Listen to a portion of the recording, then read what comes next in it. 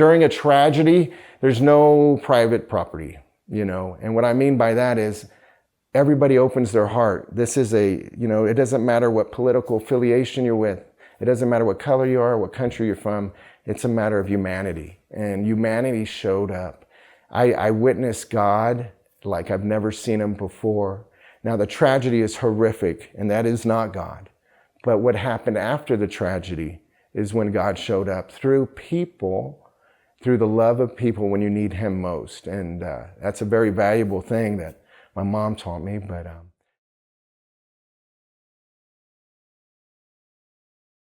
So Vinny, go ahead and introduce yourself and share your story with us. Absolutely. My name is Vinny Mifsud, and I own and operated Glow Road, Kerrville. I own a piece of property, right by the river next to Lewis Hayes Park. And I have an amazing story. It's a horrific thing that happened, but it's a beautiful thing that came after the flood. So basically, I was actually on the water. I do guided kayak tours on the Guadalupe River and see-through glass bottom kayaks that lit up the water with like 20,000 lumens. So we were adventurers. I would do nighttime excursions.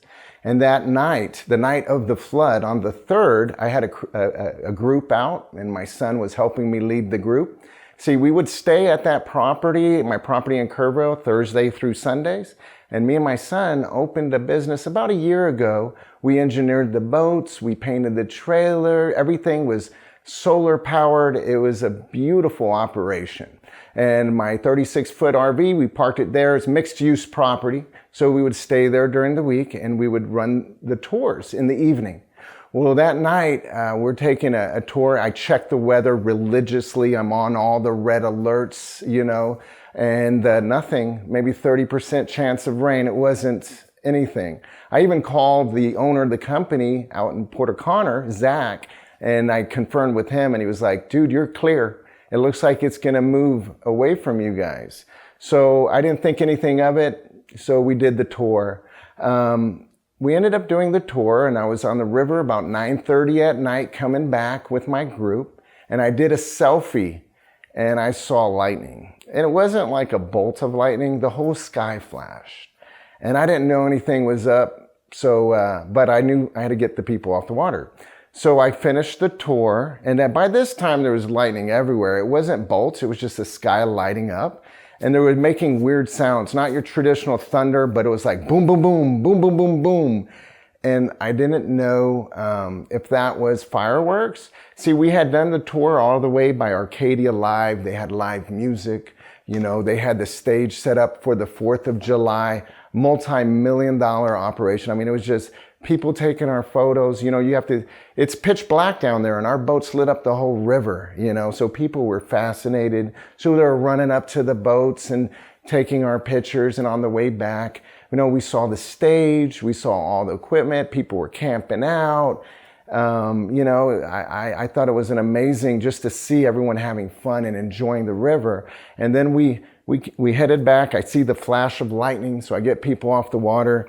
And my son, he's 16 at the time. Okay, so he's a typical 16-year-old, right? Always on their phone. And we said the gate is really far. He had to go open the gate, and it's pitch black because we don't want people coming down on the property while we're on the river. So we had closed the gate when we're on the river. So he's going out. I didn't see him. We said bye. Everyone left. And I'm working hard. There's thunder and lightning in the background. I'm getting all the equipment. We had to unattach the batteries, get the kayaks, put them in there, get all the life jackets, hang them up, take our telescoping light. So there was a lot of stuff to do. And I was doing all of it. And he wasn't there yet. So I got upset with him. And so the plan was we were supposed to spend the night. And I was going to buy a bottle of Crown, and I was going to hang out and have fun like everybody else with my son and bond with him. Well, he took forever, and in my mind, I thought he was messing around. So I got angry, and I ignored him. And, we left. I ended up not spending the night, and that saved our lives. But, there was several things, and then I'll bring you to the day of the 4th, but there's several things that saved our life. The first one, I had my son's best friend, his name is Ian, And he worked with us, and he was doing all the tours. He would spend the weekend with us. The boys would hang out and have fun, fish, and do whatever. And so his mom died about 2 weeks before the 4th. And so he couldn't come and be with us. But if he did come, if she didn't die, all three of us would have definitely been in that trailer during the flood and not made it, most likely.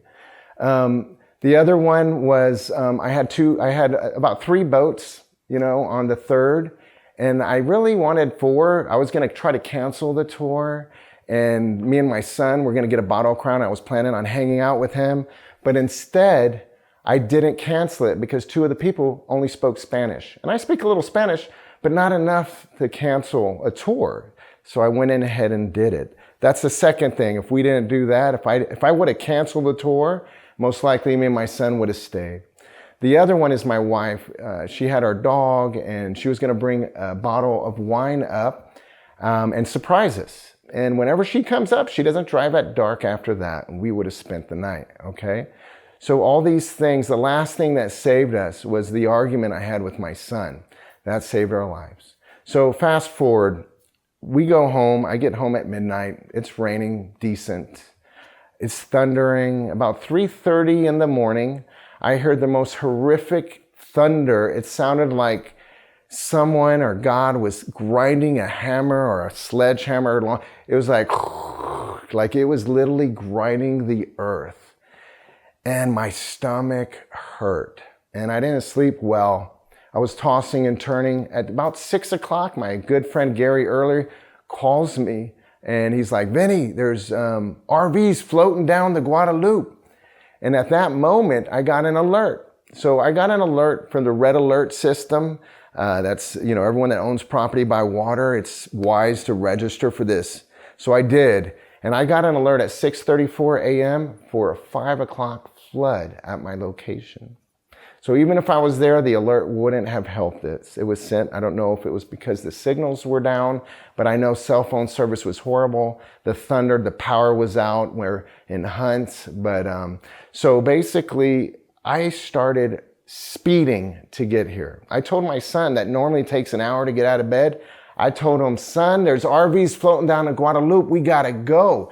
His eyes opened up and he jumped out of bed, and just the horror in my 16-year-old's face was heartbreaking. We get in that car and we're like speeding all the way to Kerrville. Normally I would have got pulled over. I don't speed, but this was different. This was life or death. Everything was on the risk, So we get there, we're coming from Pipe Creek, we get through Bandera, everything's smooth, we're almost to Kerrville, now water's passing the road. There's a fire truck and everyone's backed up. I prayed, people were turning around, it was my turn. I looked and I can see the double yellow dots in the middle of the road. So I knew if I stayed in the middle, I'd be okay. So, and it wasn't that dangerous at that thing. It was just water flowing over the bed. Not a lot, it wasn't a big drip, so it wasn't a big risk. But I had to do it, and I made it across. Fireman gave me a thumbs up, and I was going 80, 90 miles an hour into Kerrville. Finally get there, but I was driving safe. There was hardly anybody on the roads at that time. So we're getting there, and we're heading towards HEB, and we normally take the Lemos Bridge over, but we didn't take Sidney Baker, so we're going over there, and it was blocked out. It was weird. The barricades were out, and I didn't look and see the water was over the bridge. I didn't even think it was possible. So then we go over Sidney Baker, and both me and my son, our hearts just dropped. We said some choice words that I won't repeat here, but the gravity of the situation didn't hit us. We were still in shock. So we get up to the Bandera Bank and Trust right behind my property, and we were looking over. Everything was gone.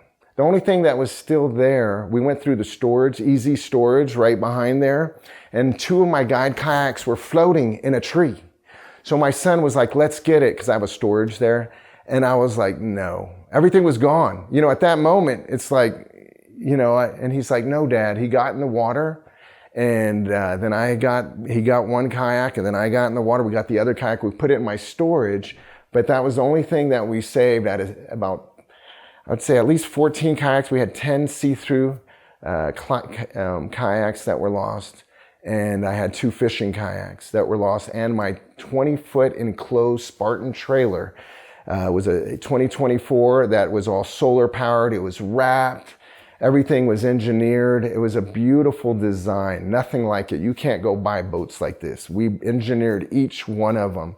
Then I had an F-250 turbo diesel hooked up to it because every night I would go drop, when we do our tours, I'd back it all the way down the river. Well, I would pull it all the way out by my RV, and it's literally not even on my property. I park on my neighbor's property. That's how far up I was parking. Never thought.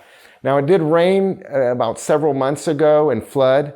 It rained for 3 days. Water only got up halfway on my property. So I knew, if it rained a lot, I can park at this level and I should be okay. Plus the red alert system, plus I parked in my neighbor's property. That wasn't enough. This storm was the worst storm. I've heard people say it's the worst events in human written history. Let that sink in. But, a lot of people said this was an act of God, but I disagree. The act of God is all the people that showed up after the storm. God showed up, through people, you had fire departments from all parts of the country show up with all their expensive gear. They sent their sons, their daughters, their husbands and wives without hesitation, without pay, and they wouldn't take pay. So I remember that first day I came back on about the 5th, on the 5th, the water was starting to recede. And then, Daniel came and my wife came, and we were walking the property and there was just debris piles everywhere. There was tents, sleeping bags to give you the gravity of the situation. The bridge next to my property looked like something from Jurassic Park. It had all kinds of debris I didn't even know was in the river. There was Toyota bumpers, cypress trees the size of school buses. There was an RV right over the river. It was like a bus RV, and it was straight vertical up against somebody's house with all this debris over there. I saw a kayak up in a tree, and I didn't know there was a little boy in it at the time. Me and my wife and my son walked through several piles, and later we found out there was a lot of people that died there, and it was just horrific, seeing that. Now, on the 4th of July, when my son and I got to the property, we started walking, and we're walking along the fence. Now, during a tragedy, there's no private property, and what I mean by that is everybody opens their heart. This is it doesn't matter what political affiliation you're with. It doesn't matter what color you are, what country you're from. It's a matter of humanity. And humanity showed up. I witnessed God like I've never seen him before. Now, the tragedy is horrific, and that is not God. But what happened after the tragedy is when God showed up through people, through the love of people when you need him most. And that's a very valuable thing that my mom taught me. But so as we were walking, my neighbor's kids were young men. I say kids, they're probably in their 30s, right? And they gave me a hug. They were like, wait a minute, are you the Glow-Ro? Are you Vinny? And I was like, yeah, my dad, we were worried about you. And they started crying, and I was crying too. Just that feeling, and then I see my son, and he looks so distraught.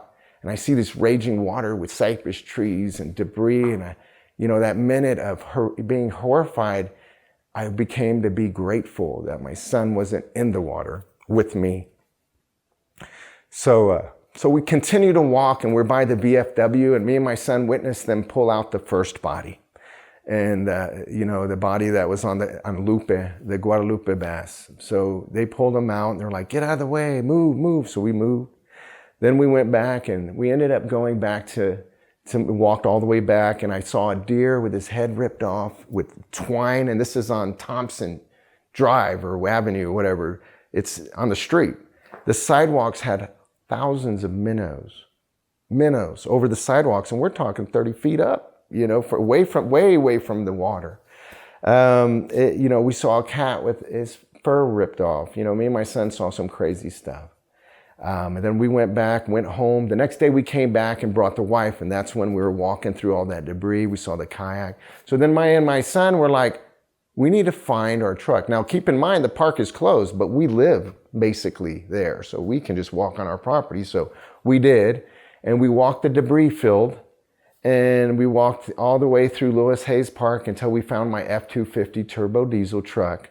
And it was next to a tractor. It's the one they pulled out with the heavy equipment, the crane. If you've seen it all over, that was my truck. And that was my baby. You know, that was it was a beautiful truck. And, but it's, thank God that me and my son are alive, because at that moment, you don't understand the gravity of the situation, you know. And then the weeks that followed, the people that I met, I mean, people came from all over the country, the world. We had Chinook helicopters every 10 minutes flying. It was like a war zone. You know, we had my gate, it was all bent. We went and got an American flag and we put it on this street sign that was washed into my property. We used the pipe and we put an American flag, and it was crooked. And we put the Texas flag on the crooked one, and the one that was straight up, we put an American flag, you know. And it was just, you know, weeks and weeks and then we're looking for people. I opened my property to all the emergency crews, and we had ATF, FBI, game wardens, you name it, DPS. And then when I called the first day, I had about 30 of my friends and family showed up. I had Salvation Army send 2 women, and they're like, Vinny, are you Vinny? Yes, I'm Vinny. She goes, we're going to be your angels today. Anything you need, you got it. And then a Salvation Army, another person came by and said, what do you need for 6 months? We're in here for the long haul. And it was just overwhelming, and everyone was helping. Salvation Army bought this homeless man, John Hancock. I'll never forget that name. He was homeless, and he owned a landscaping company where he cut trees for a living. And he just got a ride to the Salvation Army from New Braunfels, I believe, because he was homeless. They got him a chainsaw, and they dropped him off my property. And oh my goodness, that man was amazing. He was a gift from God. You know, I had a guy show up with a white t-shirt with a big black marker, said, heads and quarters, Lord, heads and tails, Lord, use me like a quarter. I never met him, but he showed up and gave me everything. I mean, his work, he brought chainsaws. I had kids that went to school with my son. I had people from Pipe Creek come down and help. And it was amazing. And then the next day then the heavy equipment started pouring through, people offering. Now, Buddy's Septic, I had a little porta potty down there, and I called Buddy's the morning. I was like, you got to get it. And then when I got there, it was too late. And I told them, and I said, look, I need to make arrangements to pay for this. And they said, don't worry about it. We're going to write it off. In fact, if you need a heavy equipment or a crew, let us know and we'll be there. And it was like mind-blowing. Just everything, just the generosity of people. Then I guess I was the next person on Salvation's phone call, because people would call Salvation Army to volunteer. And a man named Jaime Rios answered the call. And his secretary talked to me, and he was like, yeah, Jaime's there. I thought he was with the buddies. You know, I thought he was with the porta potty. And then I didn't question. They were offering help. And he said, he's coming over there right now, the owner of the company. So Jaime shows up in a big F-250 with his wife and his daughter. And he's looking at everything. And he goes, I know what you need, with broken English, but a heart of gold. And he showed up with 2 18-wheelers full of excavators and bulldozers with the tank tread. And then he showed up with another 2 18-wheelers with more excavators. And he did about $250,000 in work that I could never have done myself, ever, you know, in a matter of 3 weekends, all right? Now, the beautiful thing about Jaime Rios, if you look him up, he's on YouTube. He's been acknowledged by Obama, President Clinton, and a lot of other politicians. Basically, he was an illegal immigrant, but he ended up being deported several times. And then he came back the right way, and he got his American citizenship. He said it was the happiest day of his life. It was like going to the moon. Well, like in his video, he didn't go to the moon, but he went to Congress, and he met a lot of presidents. Now he has a company with over 200 employees. He has 20 18-wheelers, over 100 excavators and tractors. He does major work for San Antonio. And he was just an angel, showed up with his crew. And, you know, while everyone was working there for weeks, you know, looking for people. We had search and rescue. We had cadaver dogs. And I'm going through the property. I'm helping them look and just the way we all came together as humanity, you know, it really shows me what God's all about. Now, you know, the most important thing, my mom died a couple of weeks ago, but the most important thing she taught me is that God exists, and then God shows up through people when you need him most. And I was grateful to see that firsthand while she was still alive, you know. So I hope people pray for everyone that got affected, and we love everyone that came and showed support. It means everything to us, and I know I'm not speaking just for myself when I talk this way. I'm sure a lot of people that were affected by the flood saw God's love through the people that showed up. So thank you. Thank you. God bless, and praise God. Amen. All right. And Vinny, you probably don't remember me, but you were actually one of the people that God put in my path to what our crew was able to do the next day. We met on Wednesday the 9th, and literally it was you, the police woman, and a lady that had a marker, and a series of three. It was boom, boom, boom. It led us to exactly where we needed to be the next morning without hesitation.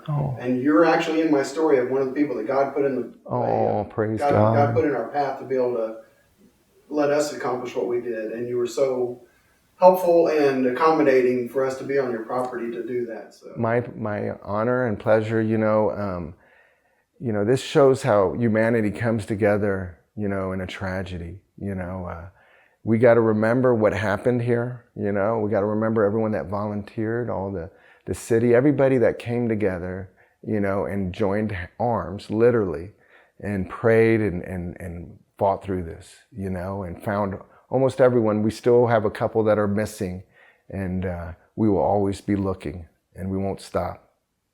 Well, God bless you, Vinny. Thank you, for Michael. sharing your story. Thank you, Michael, for having me.